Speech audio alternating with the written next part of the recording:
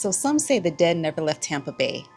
And if you listen closely, you might still hear them. From ghostly footsteps in Ybor City to spirits wandering the halls of historic hotels, these haunted places continue to send chills down people's spines. But are these just eerie stories passed down over the years? Or is Tampa truly one of the most haunted cities in Florida?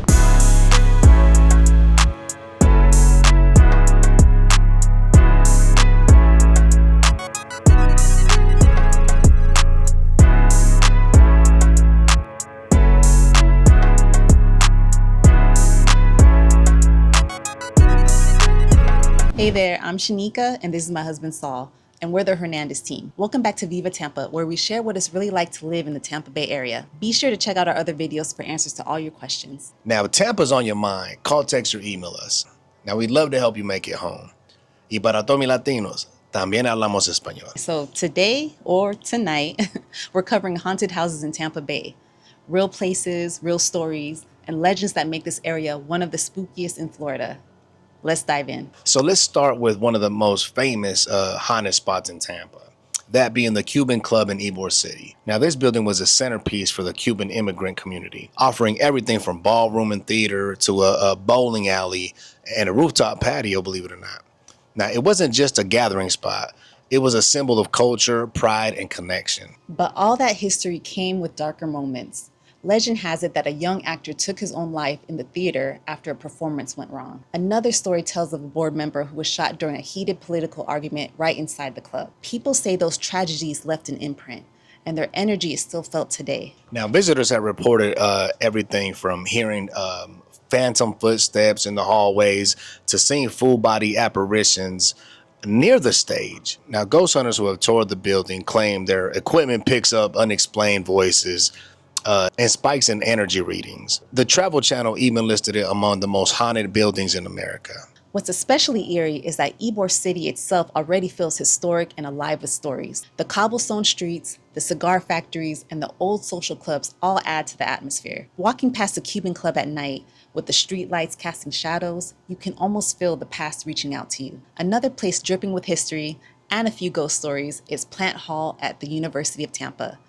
Originally built in the late 1800s as a Tampa Bay hotel by a railroad magnate Henry B. Plant, this place was once the height of luxury. It had lavish ballrooms, ornate architecture, and even electric lights, which at the time were a modern wonder. Now, famous guests like Babe Ruth, Teddy Roosevelt, and even royalty from Europe once stayed there. But as with many grand hotels, stories of restless spirits soon became part of the lore. Now, students and staff report seeing shadow figures in the hallways, hearing faint music from long closed ballrooms, and also experiencing sudden cold spots in otherwise warm Florida weather. One of the most enduring legends is the woman in white, believed to be a former guest who never checked out. She's said to drift through the old ballroom, appearing briefly before vanishing into thin air. Some students even joke about avoiding late-night walks through certain wings of the building. Now, here's a fun fact that blends history with a little pop culture, if you will. Babe Ruth supposedly hit his longest home run during spring training in Tampa, just steps away from the old hotel. So the next time you're driving past Plant Hall, remember, it's not just beautiful architecture. For some, it's also a reminder of the spirits who may still live there. So now let's head over to St. Pete Beach and talk about the Don CeSar Hotel. Not Caesar, CeSar. Latinos would say Don CeSar Hotel. Don CeSar Hotel. Famously known as the Pink Palace, which opened up in 1928. And now this hotel has been a playground for the rich and famous. People like F. Scott Fitzgerald and Al Capone and countless Hollywood stars have stayed there. But behind the glamorous exterior lies a love story with a tragic twist. The hotel's founder, Thomas Rowe, felt deeply in love with a woman named Lucinda. Her family disapproved of the relationship, and the two were torn apart. After Rowe's death, guests began reporting sightings of a man in a white suit wandering the grounds. Again, another person in white to watch out for. It's always people in white. And he's found often near the fountain where Rowe and Lucinda once met. Now, many believe it's Rowe still searching for his lost love. Now, some visitors even claim to have seen him holding hands with a woman in a flowing dress before both vanishing into thin air. Now, even hotel staff have even shared stories of phantom music drifting through empty corridors, doors opening and closing on their own, and lights flickering without explanation. So, And whether you believe in ghosts or not, the Don CeSar is breathtaking to walk through. But late at night, when the crowds are gone and the halls are quiet, it's easy to imagine Rose still keeping watch over his pink palace. One of the most beloved spots in Tampa also has one of the most loyal spirits, the Tampa Theatre. This historic movie palace opened in 1926 and has been a cultural landmark ever since. But some say it's not just the living who love the theater. now the ghost said to haunt it is Foster Fink Finley. Now, he was a projectionist who worked there for decades. After his passing, though, staff began noticing strange occurrences with him. Lights flickering in the projection booth, doors slamming shut, even though smoking has been banned in there for years. Guests have also reported seeing shadowy figures in the balcony and feeling like they're being watched, even when the theater is empty. Ghost tours regularly stop here, and paranormal investigators claim to pick up unusual readings inside. But beyond the chills, the Tampa Theater is simply stunning. I mean, it's beautiful. Its ornate ceilings, twinkling star-like lights, and classic design make it one of the most beautiful theaters in America. I have to admit that we've actually been there a few times now with our kids, and we love it. And yes, it is a unique theater. I mean, when you walk in, you're wowed, mesmerized when you walk in. Like, man, I've never seen nothing like it. You definitely feel like looks like it could be haunted, but it's not like a negative haunting, if you will. Like one of those things where you're like, man, I got to get out. I don't feel good in here. It seems friendly. It seems cool, a great experience. I would highly recommend it to anybody. The architecture in there, the design, everything about it inside is so beautiful. Now, while these big landmarks get most of the attention, some of the scariest stories come from regular homes scattered across Tampa Bay's neighborhoods. Historic areas like Hyde Park, Seminole Heights, and Palmasea are filled with century-old houses that carry their own legends. Families have told stories of rocking chairs moving on their own, whispering voices in hallways, and even ghostly children's laughter in the middle of the night. One Seminole Heights family reportedly moved out after months of hearing footsteps in their attic, only to find it completely empty when they had it inspected. Paranormal investigators often say that homes with long histories and multiple generations carry an energy that can sometimes stick around. And while skeptics might dismiss it, those who've experienced it firsthand often say it's something they'll never forget. Yeah, like even back in Colorado, we lived in a house that was built in the 1930s.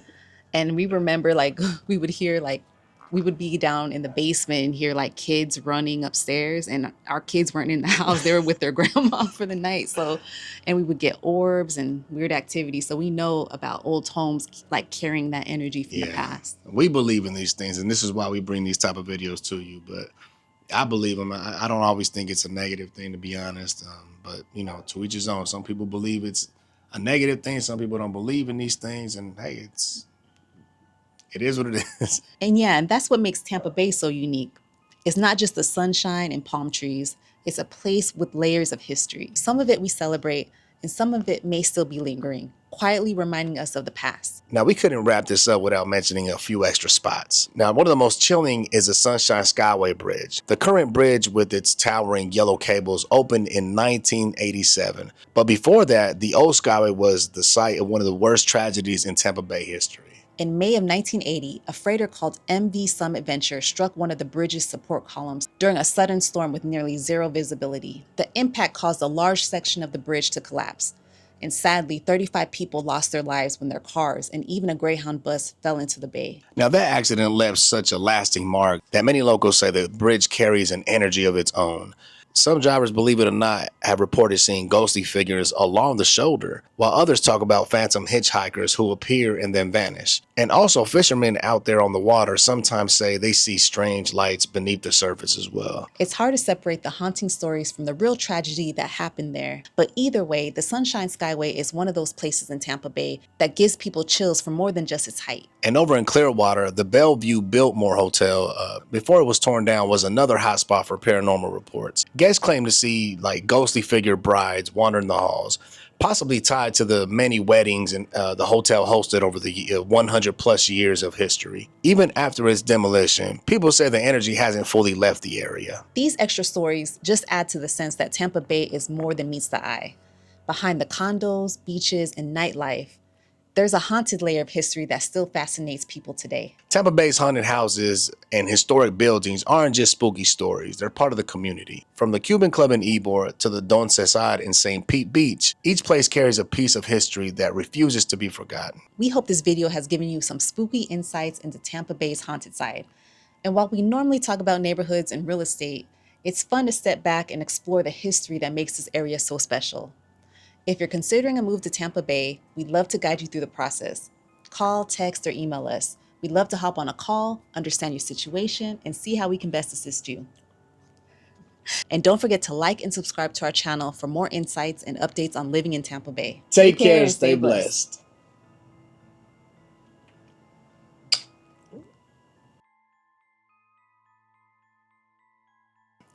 Possibly tied to many.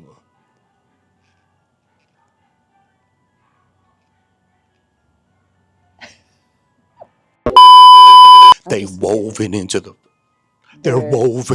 fabric of the. It was mesmerizing. Amazing. That's it? It's amazing? That's all you got? Yeah. Oh, hell no, man, here.